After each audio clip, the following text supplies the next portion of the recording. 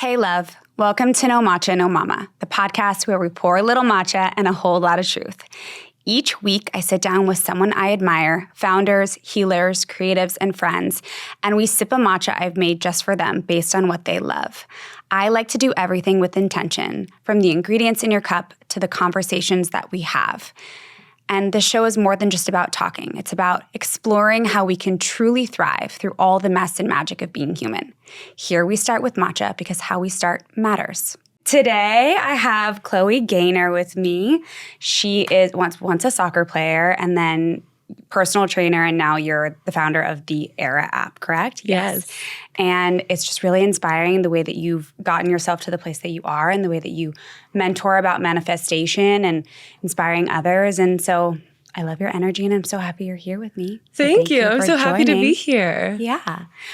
So matcha is like my ritual in the morning, and I wanted to know what yours is when you first start your day. When I first wake up, and this is something I've talked about at length, but I will say 3 things I'm grateful for immediately. My alarm goes off. Usually I'm like, oh, I'm so tired. But I will immediately say 3 things that I'm grateful for, and then I will meditate. So I either do a headset or I just do guided by myself, breathing in and out. But I will say 3 things I'm grateful for, and I meditate. That is my non-negotiable first thing in the morning. What are 3 things you're grateful for today? Ooh, right now, I would say my fiance, of course. He's the first person I thought of because that's usually the first thing that I say first thing in the morning.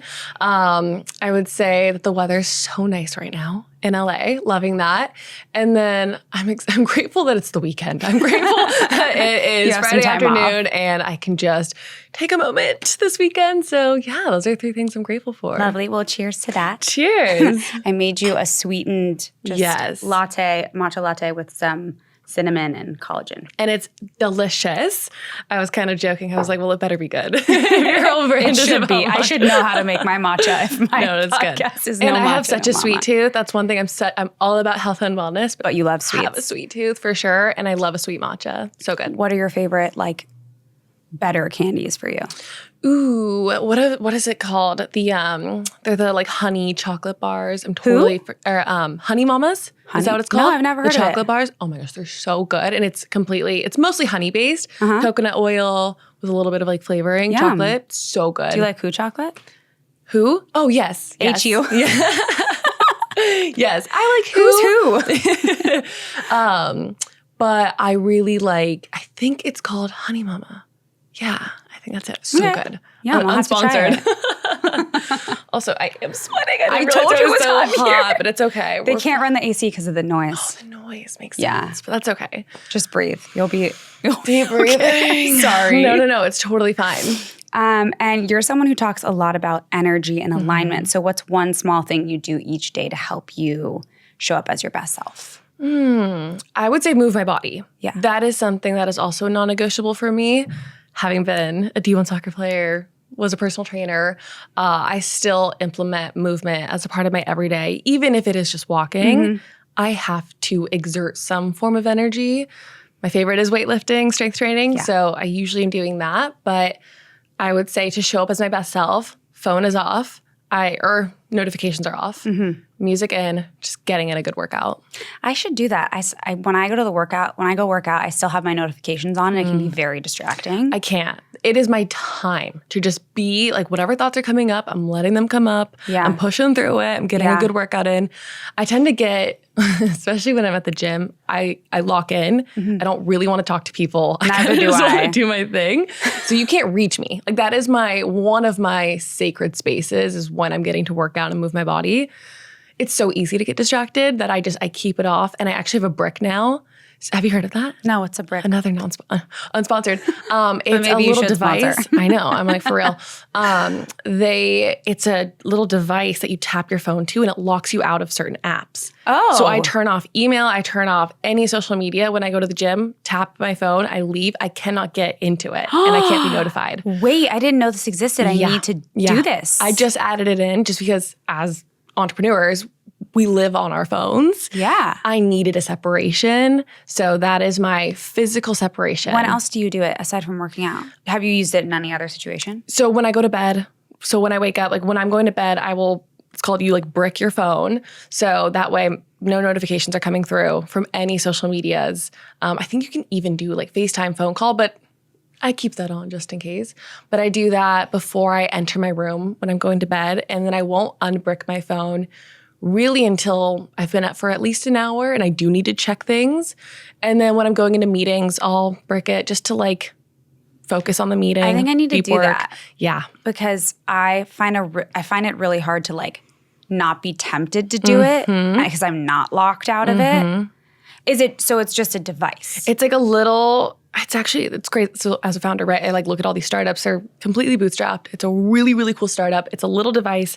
You tap your phone to it. You get to choose which apps or whatever things that you want to be locked out of.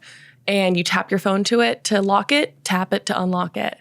It's just enough of a physical distance and then a physical reminder of it's become a habit to just check when we're in line waiting for something, when I'm just out of the store. It's like bored in your car. Yes, exactly.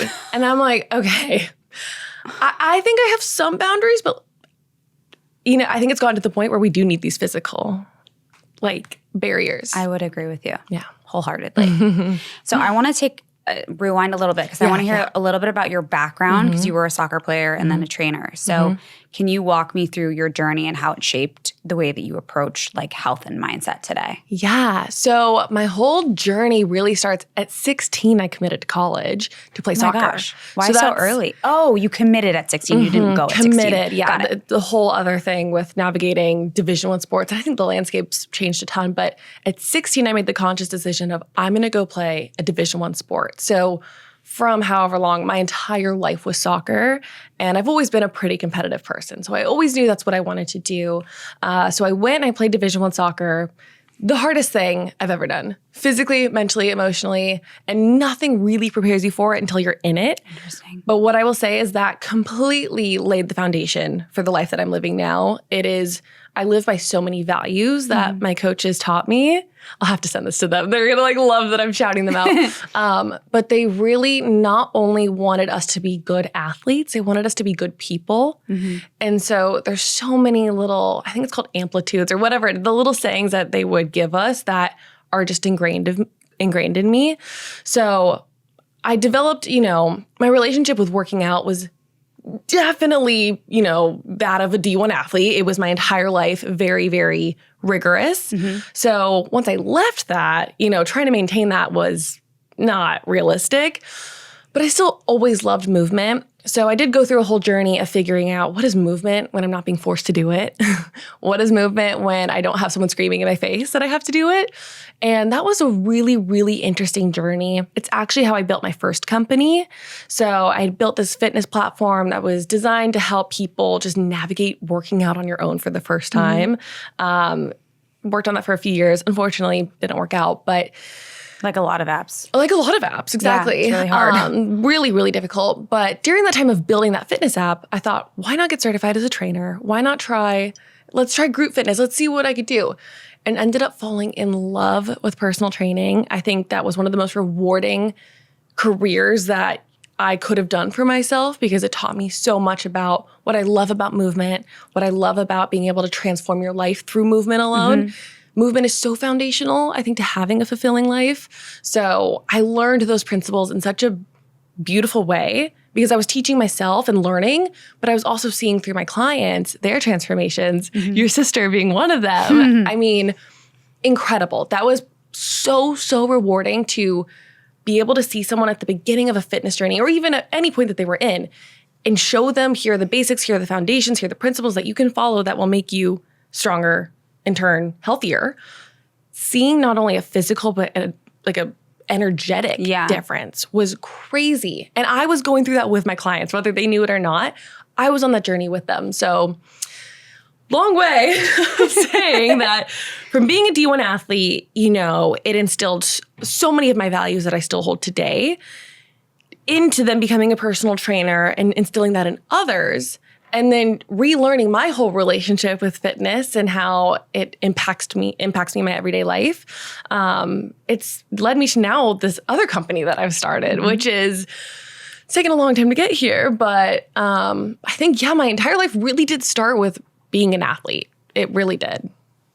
I think that's a very cool journey though. And I think it's interesting that you say that like you were going through it with your clients and it makes a lot of sense, right? Because like, and the way that their energy shifts. Like when people start working out and feeling even just more comfortable in their skin, they start showing up differently because they're also showing up for themselves in a new way.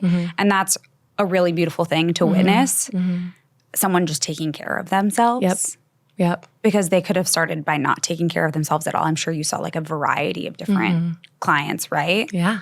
But yeah. Yeah. It was so special. And what I learned during that was I've always had all these mindset tips, right? And a lot of that started with when I was an athlete.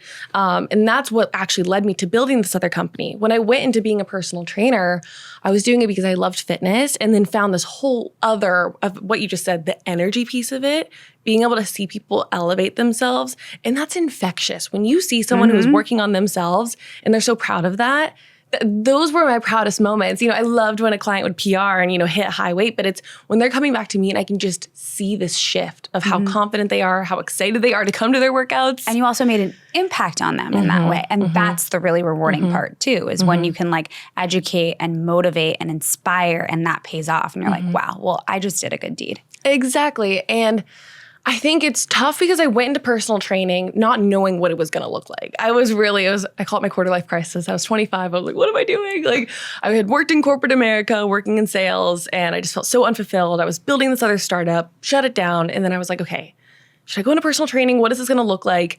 And that is the moment that changed my entire life. So I'm grateful that I did that. And it was a really rewarding thing. But what I will say is personal training is also very challenging. I'm sure. It is so physically demanding. I would be so exhausted every single day. And it's so hard because not only am I physically showing up for my clients, a lot of them are like, oh, I don't go to therapy anymore. And I'm like, I'm still not your therapist. To therapy. Like, I'm so flattered, but still go to therapy. That's really draining. Would you basically be having like therapy sessions, unwanted therapy sessions? I mean, I always welcomed them. I loved it. Okay. I loved when my clients could vent to me. But I mean, yeah, like it was still tiring to like take on that. Yeah. Exactly. It was. It was a little emotionally draining. Any former clients, I love you. You can vent to me anytime still. But that was, you know, a byproduct that I didn't realize. But that is what has now led to this other business. I just saw there's so many different little tiny mindset shifts that can change your entire life. Can you give me a few examples? Well, something that I also do as a part of my morning routine is I say every single morning, universe, show me how good it is. Show me how good. Show me how good it is. I like that. Show me how amazing today can be. Show me how today can be the best day of my life. And I started implementing that while training my clients, and I would tell them to do it. Just little things that I'm like, wait, why don't we do this more? Why aren't people talking about this? Why does we have to, like, why is it it's not a conscious thing to be like, first thing in the morning, I'm stoked. That's what I found with a lot of people. We're not waking up immediately, jumping out of bed. I'm sure there are some people. Some people are really tired. But we're tired. A lot of us are tired. So I just thought, why not try to prime our brains to be really excited for the day? So I had all these little things in my back pocket that I would start to share with clients, and then they would implement it, or, you know, just it would come up in our kind of therapy training sessions, all these little mindset shifts. And I was like, like these little tidbits that I'm getting in these, you know, sessions, that's what I want to get to millions of people. And I knew I couldn't do that as a trainer doing one-on-one sessions. So it definitely evolved, you know, in so many different iterations, but really these mindset shifts and these energy shifts that I thought everyone kind of knew, that wasn't the case. Most people don't. And that's why I started talking about it on social media. And that's why I started building another app around that. And that has been absolutely life-changing. Like being able to share these little shifts that aren't like revolutionary, right? But just enough to remind someone of the power they actually have over their own life and their own path. Exactly. Yeah. And all of that did start with my training sessions with my clients. Energy. Let's talk about energy. When fear or self-doubt shows up, what does your inner dialogue sound like and how do you shift it? Yeah, that is such a good question, because no matter how seasoned you are in training your mind and being aware of your emotions, thoughts and doubt come up, or negative thoughts and doubt, they come up. It is inevitable. So I think something that I've really done is immediately identifying, okay, wait, what actually is this feeling? Is it fear? Is it doubt? Is it anxiety, anger? What is it? What is this feeling? really identifying that and then getting down to the root of why am I feeling this? Because what I've seen is typically when something comes up that either triggers us, it's because there's something that we value. So for me, something that, for example, kind of triggered me in the past week is I felt like I didn't know something. So then it's like, oh, my, inner negative thought is like, oh, I'm dumb. I know that's not true, but why am I thinking that? Okay, I feel insecure that I didn't know something on a call. And that felt embarrassing. And that was a tough moment to handle. But what I learned is that I value intelligence. I value being prepared. So how can I do that for the next time I go into a conversation or something? So that's how I've kind of been able to reframe and retrain, is giving myself the grace that negative thoughts and feelings will come up, identifying what they are, getting to the root of it, and then rewiring, okay, how can I then overcome this the next time it comes up? That's how I'm able to navigate doubt. And that's what I've helped a lot of friends and clients with. So, yeah. Have you ever done inner child work? So, or what are your thoughts on that? I've been in therapy and we've definitely gone back to the root, because there's, I think, the root of many, many of our problems come down to that inner child. Yeah. I've done a lot of shadow work, which is similar. I think in some ways it's kind of getting to the root of what is like that darkness, or because shadow work sounds so scary and ominous, but it really is just journaling and getting really, really deep into why you're thinking certain things. So I'm definitely for it. I don't think I've exercised as much inner child work as I could. I'm always thinking of the young version of me and how I could make her proud, Or make her feel better, right? Yeah. Because like in those, because some of the things that I do in those moments of like the fear and self-doubt is, which might help you, but like if you can get to the root of it, right, and you understand, oh, my inner child here is feeling this way. What made me feel this way when I was little? Or like, honestly, what does she need to hear instead? Like, how can I show up for her now and make her feel better, and like give her a hug, and you just do a little bit of like work around that. And then like you might feel less triggered by that instead of trying to think about like the value. I'm not trying to like dissect what you do. I'm just saying like it's another like path that could be interesting if you're not already doing that. Totally.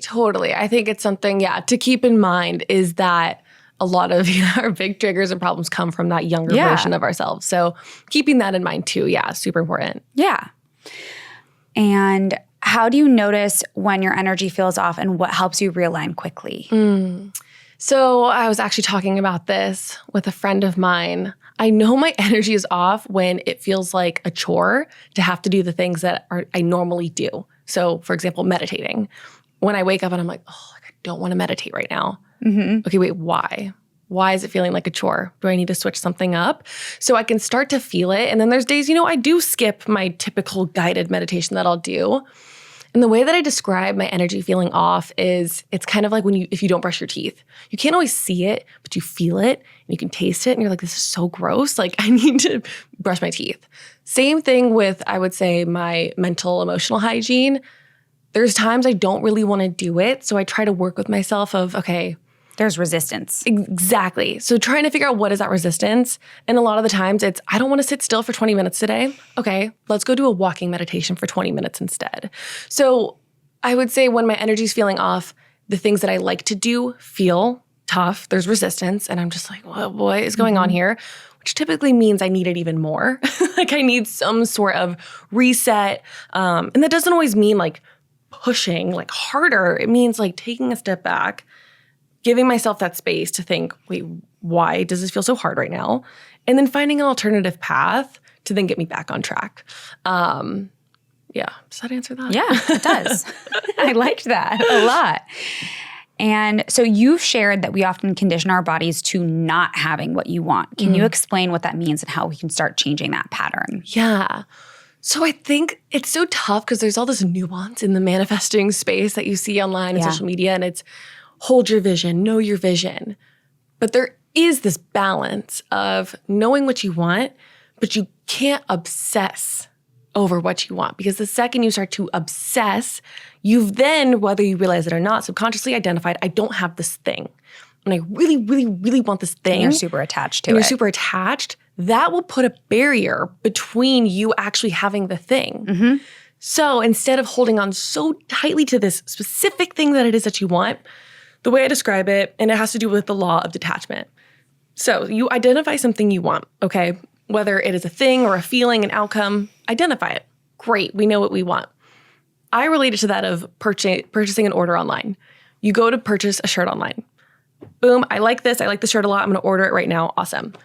I don't know when exactly it's going to come to me. I can try to do expedited shipping, but there's no way that I can actually control how this package is going to get to me. But I know it's going to get to me. At some point. At some point. It might be delayed. It might actually come a whole lot quicker than I realize.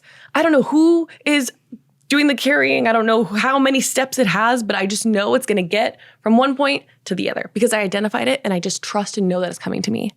That's how I describe manifesting and identifying the things that you want. Because the second you're like calling up UPS every 2 minutes, they're like, this is doing you no good. Like, you're going to get it. Like, relax. Like, I can't make it go faster. That's how I relate it to either, the universe or God, whatever you believe in. Like, hello, why isn't it here? That's not making it happen any faster. And it's actually distracting you and making you more stressed out. Also, the thing that you're trying to achieve might not be in the cards for you. There might be something even better.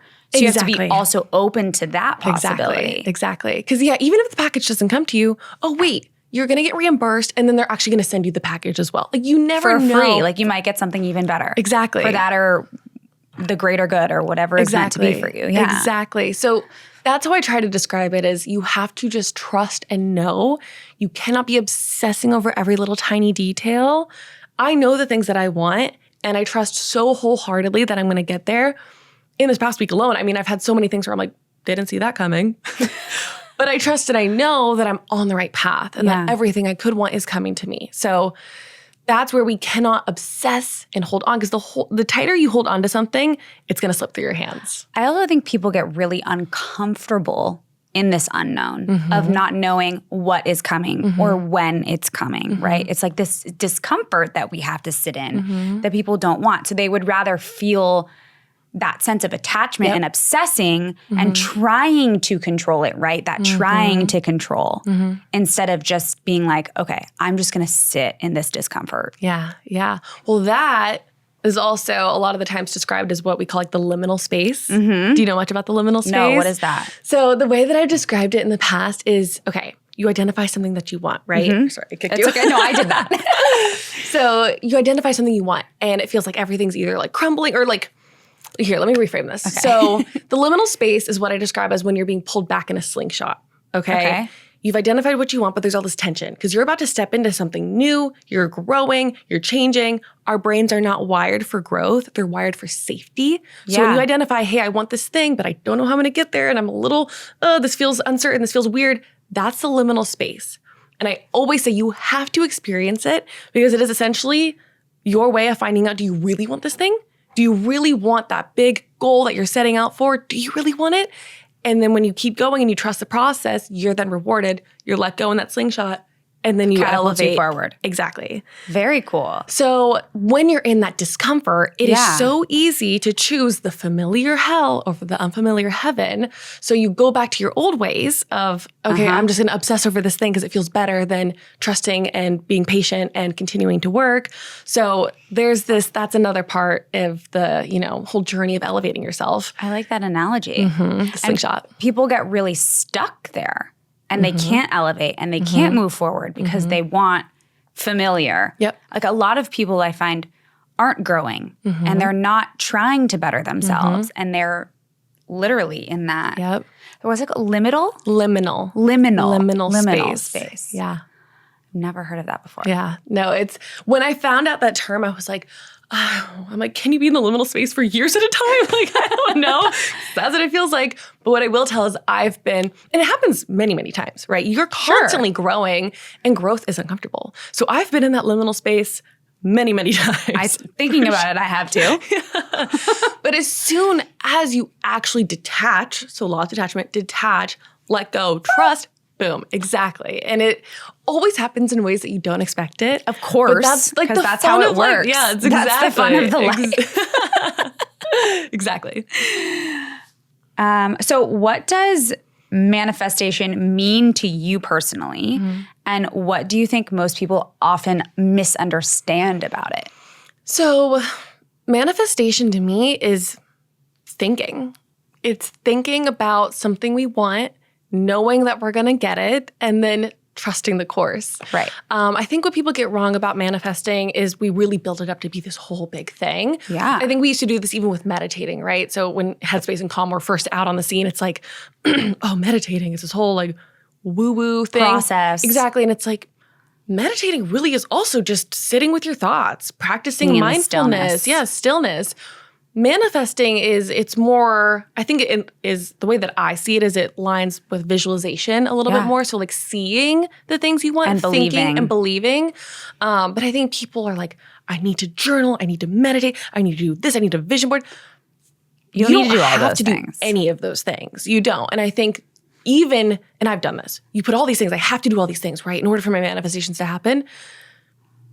That actually is creating more of this like resistance again, that we're holding on to something. Oh, we have to do it. And if I don't do it this way, then I'm not going to get it.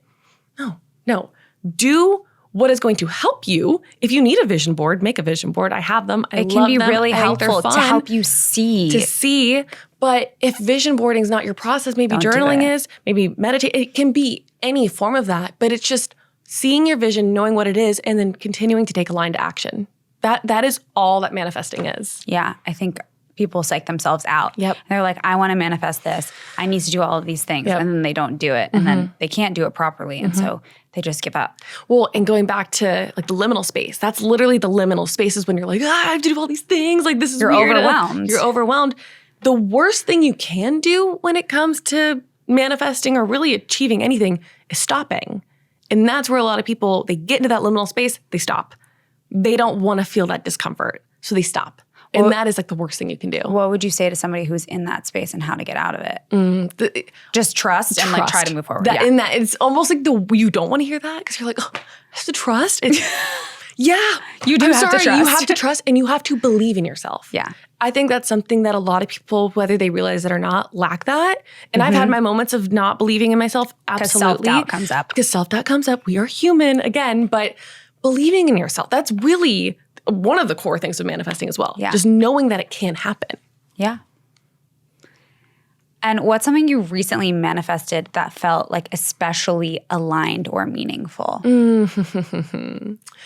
Oh, I'm trying to think of, well, because something that I manifested, it was actually kind of a negative. Interesting. So, and this is the first thing I thought of, so I feel like I have to share my truth. You can also share something after too. I know, I'm trying to think. I'll share this one, and then if I Yeah. think of a positive, because I've had good positive things. Of course you have. Yeah, I've had, I'm like, You didn't get here by just manifesting negative things. actually, I mean, okay, I can talk about, I'll give a negative one. Actually, no, I'll give the positive one because it has to do with like social media. Okay. So something that I absolutely manifested in the past like 6 months, I would say is my social media community that I've built up.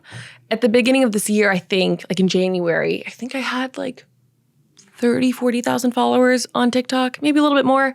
And then on Instagram, I think I had like 11, 12. Oh, wow. And now 1,000? aren't you like at 50 something? So now on my TikTok, gosh. I'm at like 170. And then on Instagram, I'm at 60, which this is not like a, oh, I did this thing, whatever. And it's not even like social media hacks. This is, I would sit there and visualize that I had this community and then I had a platform that I could share goodness on. Did I know what that looked like? No. I used to think it was going to be fitness content. Like I literally thought I was going to be personal trainer, fitness, all these things. Yeah. But I sat there and I knew exactly what I wanted.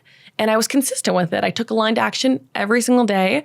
And slowly over time, my content started to evolve into this thing that felt so natural and so easy. And boom, as soon as that happened and I just let go of the expectations, I let go of like, oh, it has to be the certain thing.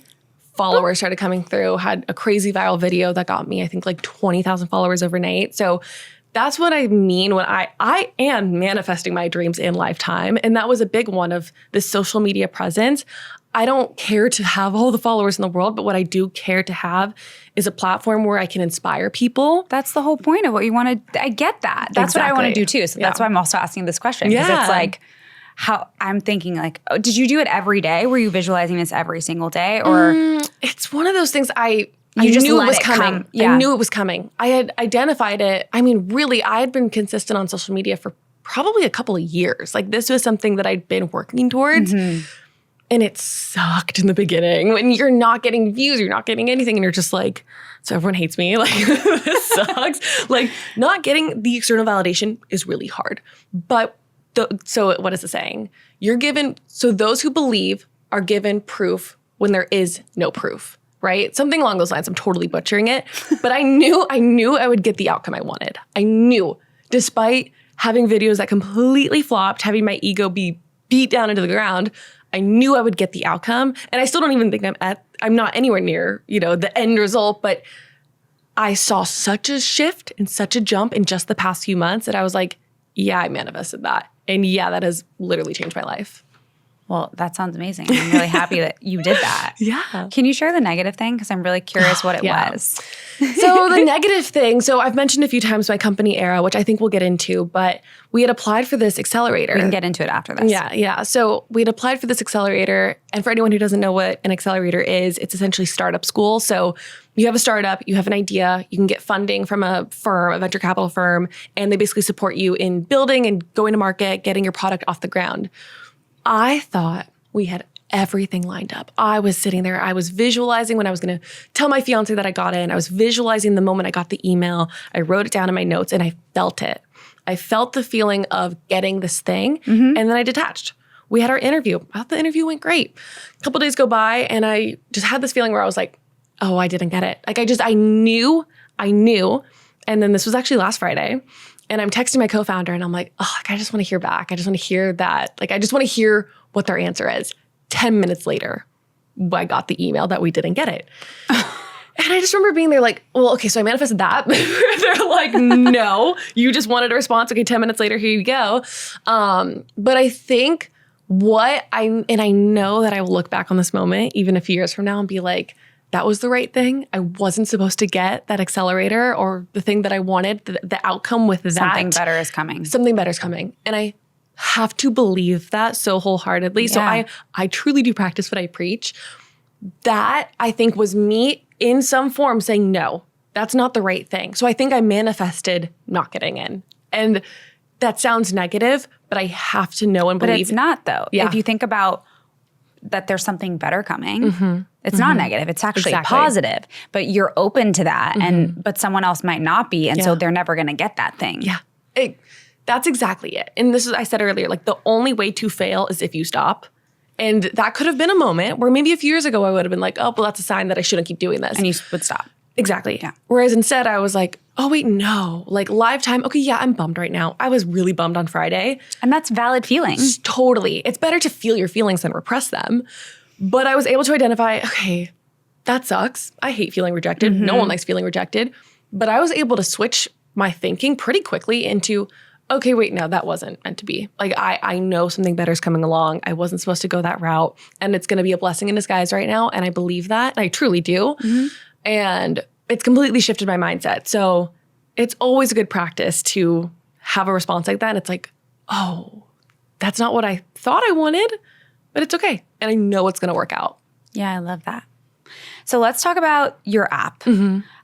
Tell me a little bit about it. What inspired you to, well, I think I know what inspired you to create it, but what inspired you to create it and how does it help people align their mindset? Just give us background on the app. Yeah. So the evolution of the app itself has been such a crazy one.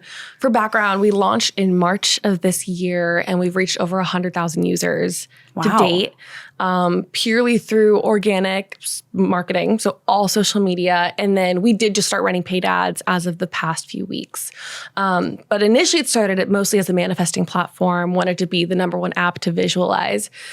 That very quickly evolved and changed. And now we're really focused on like stress and sleep management. Because what I saw is I can give you all the tools to manifest. I can give you easy prompts to follow on journal. I can give you meditations. I can give you these visualizations. But if your emotions and your nervous system aren't regulated, it won't click. It won't stick. And it's going to be so much harder to be able to get those things because you're constantly feeling from a place of doubt and lack. So we thought, why not go to the root let's go to what people are actually feeling. So emotional regulation. So at the core of our platform is you have a check-in feature to identify your emotion. And based on that, we gather all of this data and feedback to give you custom meditations, mindset resets, breathing rituals, all based on what you're actually feeling. We actually sync with wearables as well. So think Whoop, Oura, Garmin, Apple Watch, really any wearable to detect your heart rate variance, any heart rate biometric data that we're able to pull to give you the most personalized and real-time mental health ritual. Cool. So it's still, of course, in order to manifest, you have to regulate your emotions and your nervous system. You do. And that's what we try to do with our platform right now. So yes, we're called Era. It's a stress and sleep tracker if you look it up in the App Store.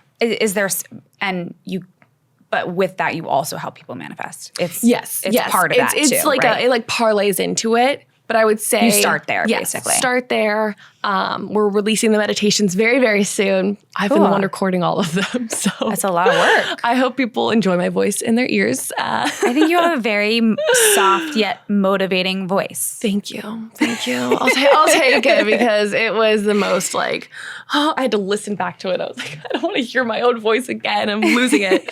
I get that though. We're our own worst critics. Yep, exactly. What's your favorite feature of the app? I think the check-in feature. It's such a fun user kind of interface where you click into it and there's all these different emotions and you can see and kind of click through what you're feeling. And then we basically keep a journal of everything that you're feeling. Yeah. So then you can see every month, okay, if I was in the red, that means I was feeling really negative. If I was in the blue, that means I was feeling calm and at peace. If I'm in the yellow, that means I was happy and energized. So you're able to almost track the colors, cool. Which are, related to your emotions. I love that. That sounds fun. Yeah. Is there anything else you want to talk about with the app? What I would say about the app is that we really are trying to be a platform that gives you the most real-time, personalized mental health rituals. So before, before I got in here, I was stressed coming in. I literally took just 2 seconds because my Era app noticed spike in heart rate. Deep breathing. Oh, did it give you a notification? You get a notification of, hey, we just noticed your heart rate spiked. Do a breathing ritual. Interesting. Hey, we just noticed that you're about to hop on this call. I have all these investor calls. Go do a mindset reset for just 2 minutes before you hop on. Hey, how'd your call go? Let's go on a walk. Like that. Those are the kind of notifications that you're getting. That sounds nice. Yeah. Maybe I need to sign up. I'll get you free access. Don't worry. Let's see. Let's see if there's anything else. Flipping back. You were talking about, I think you had this video of, you were talking about small things to do every day. Yeah.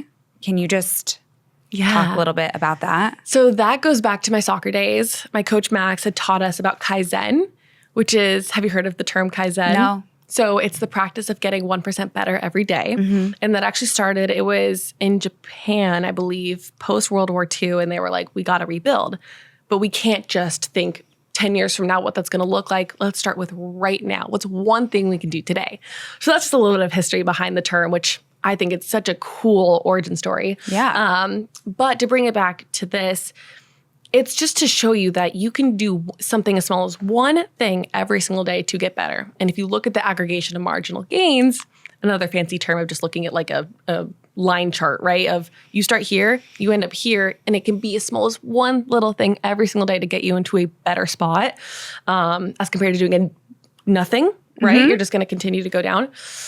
So, I mean, it really depends on the day, but it can be, doing one more rep in the gym. It can be doing 1 more minute of meditation. It can be doing 1 more minute of reading, 1 more minute of time off your phone, 1 more minute with your kids, your partner, whatever that looks like. It can just be one small thing, completing 1 more item off of your to-do list, taking 1 more minute to journal.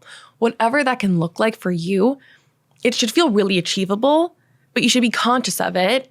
And over time, you start to become more conscious of those things. And then you start to see, oh, it's easy for me to just do 1 more rep of this, 1 more minute of this. That's how it should feel. It should feel where you're able to build off of it. But I can't think of one thing I'd be doing right now. I'm kind of blank. I know I saw that question, but I couldn't even think of anything. What is it? Or you know what? I want to go to bed a little bit earlier today. So it can be 1 minute earlier. Like that is as simple as it can be. But I'm going to try for 1 hour earlier. That's my goal today. An hour earlier for bed, just one hour. What do you do before bed to wind down? So I have a pretty, I don't want to say rigid, but I actually get my best work done at night, which is hard because I don't know what it is. I don't know if it's because I'm a Libra or I like love being outside during the day. That when it's light out, I'm like, oh, it feels so much harder to work. So I get my best work done at night when no one's bothering me. It's dark out. I can just kind of like hunker down in my office. So I'll typically end my day by just getting a ton of my busy work done, completed, boom. I'll either have a whole skincare routine. I'll do that. And then I'm trying to think. Yeah.